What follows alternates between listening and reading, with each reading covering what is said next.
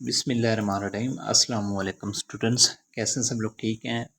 तो स्टूडेंट्स, मुझे एक कमेंट आया था कि क्वेश्चन नंबर 25 और 26 को भी डिस्कस किया जाए। तो आज हम इस वीडियो में क्वेश्चन नंबर 25 और 26 को ही डिस्कस करेंगे। ठीक है, तो क्वेश्चन नंबर 25 का ए पार्ट है, sketch the graph of y is equal to x plus mod x by adding the corresponding y coordinates on the graphs of y is equal to x and y is equal to mod x. ठीक है, तो ए part को हम discuss करते हैं।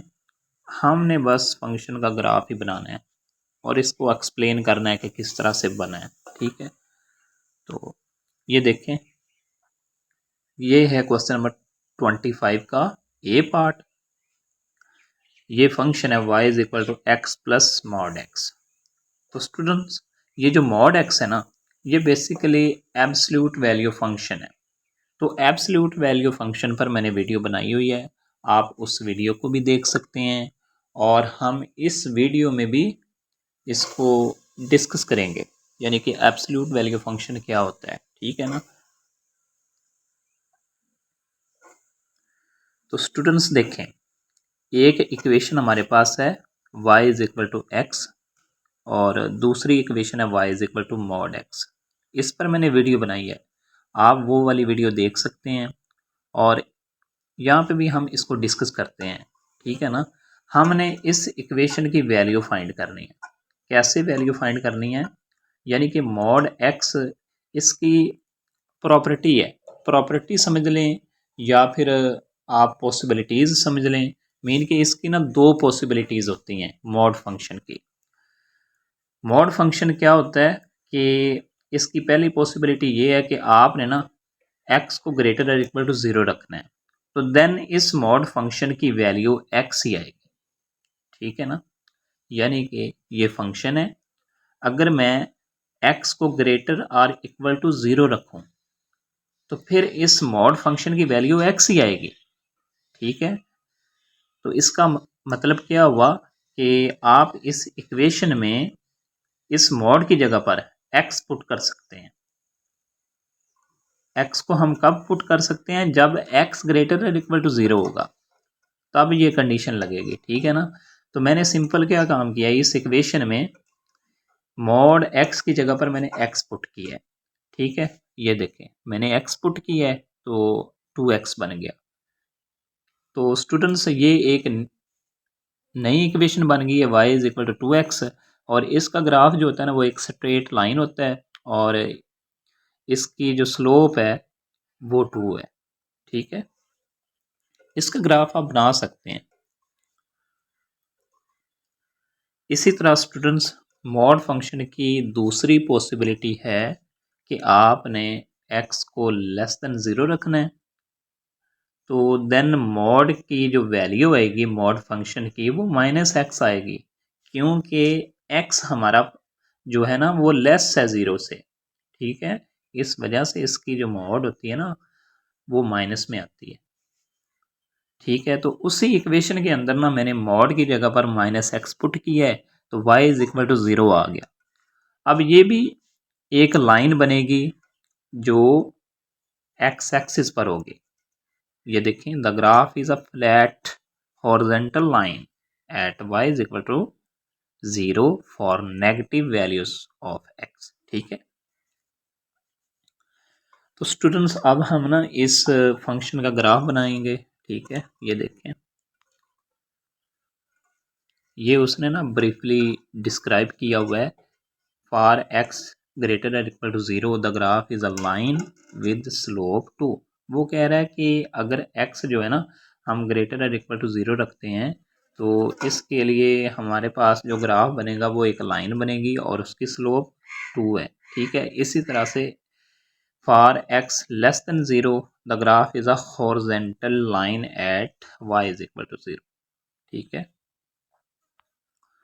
तो देखें, ये ग्राफ बनाया हुआ मैंने, इस ग्राफ को आप देख सकते हैं। इसको थोड़ा मैं जूम करता हूँ, इसको देखें, ये हमारे पास है लाइन। ठीक है, y is equal to zero mean के हमने पुट किया है ना x लेस देन 0, तो उसके लिए ये ग्राफ बन रहा है, ये वाला। ठीक है, इसी तरह जब हमने x ग्रेटर और इक्वल टू 0 रखा है तो उसके लिए हमारे पास ये वाला ग्राफ बनता है, ये वाला। ठीक है, तो इस फंक्शन का जो ग्राफ है वो बेसिकली ये वाला है। ठीक है, तो इसको आप देख सकते हैं, ये बस ग्राफिकली उसने रिप्रेजेंट किया है। ठीक है, तो ये नीचे उसने थोड़ा दोबारा से डिस्क्राइब किया है इसको।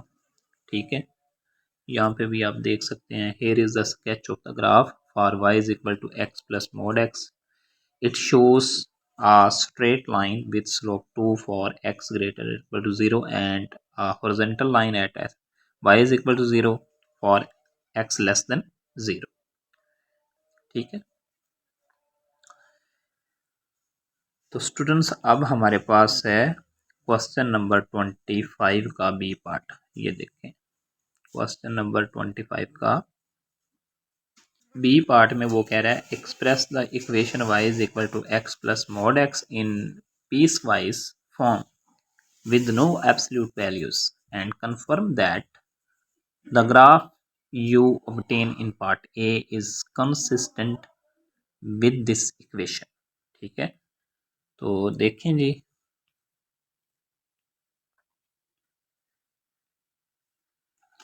ये है क्वेश्चन नंबर 25 का बी पार्ट।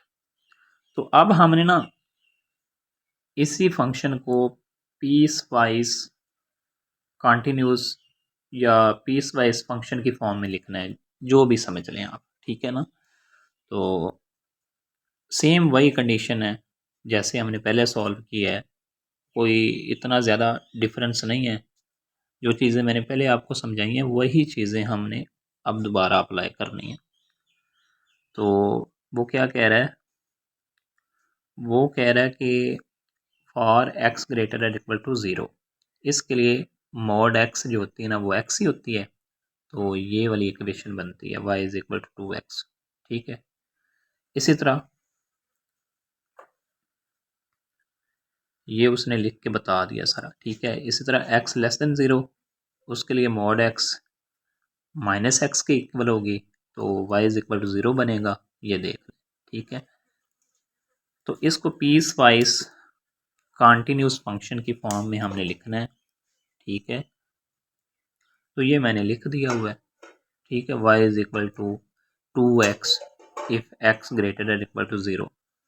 ये हमने पहले जो सॉल्व किया ना x greater than equal to 0 के लिए, तो उसके लिए 2x बना है, और ये हमारे पास 0 बना है इफ x लेस देन 0। तो ये पीस वाइज कॉन्टिन्यूस फंक्शन की फॉर्म है। ठीक है ना, तो इस तरह से आपने लिख देना है इसको। 26 हमारे पास क्वेश्चन, इसमें वो कह रहा है sketch the graph of y is equal to x plus 1 over x by adding corresponding y coordinates on the graph of y is equal to x and y is equal to 1 over x। Use a graphing utility to confirm that your sketch is correct। ठीक है, तो देखें जी question number 26 को, तो यहाँ पे आप देख सकते हैं। ठीक है, y is equal to x plus 1 over x, ये फंक्शन है। ठीक है, तो इनसे ये वाली इक्वेशन भी उसने दी हुई है। ठीक है, y is equal to x and y is equal to 1 over x.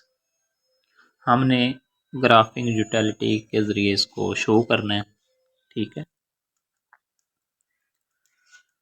ये सारी चीज़ें आप पढ़ सकते हैं, इजी सा लिखा हुआ है, इसमें कोई चीज़ मुश्किल नहीं है। ठीक है ना, ये सारा उसने एक्सप्लोर करके बताया हुआ है। ये देखें, analyse the behaviour of y is equal to x plus 1 over x. The function has two components, एक कंपोनेंट है y is equal to x, एक है 1 ओवर एक्स। ठीक है, तो इस इक्वेशन को देखें, इसकी एक स्ट्रेट लाइन बनती है, इसका ग्राफ जो है ना एक स्ट्रेट लाइन बनता है, और इसके स्लोप 1 है।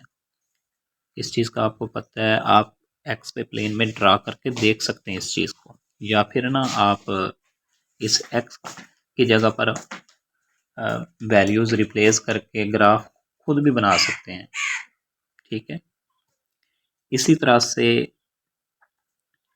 y is equal to 1/x, ये बेसिकली हाइपरबोला होता है। ठीक है, with vertical and horizontal asymptotes. ठीक है, at x is equal to 0 and y is equal to 0 respectively. तो देखें जी, ये उसने ज़्यादा डिस्कशन की है स्टेप 2 में।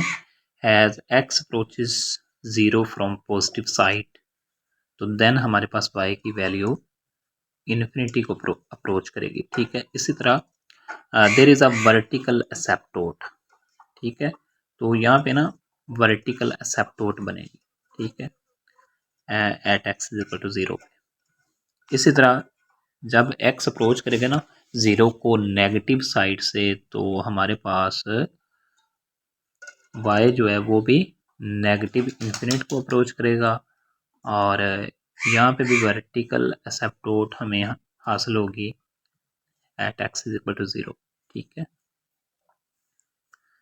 इसी तरह देखें जी, जब x अप्रोच करेगा इन्फिनिटी को, तो देन हमारे पास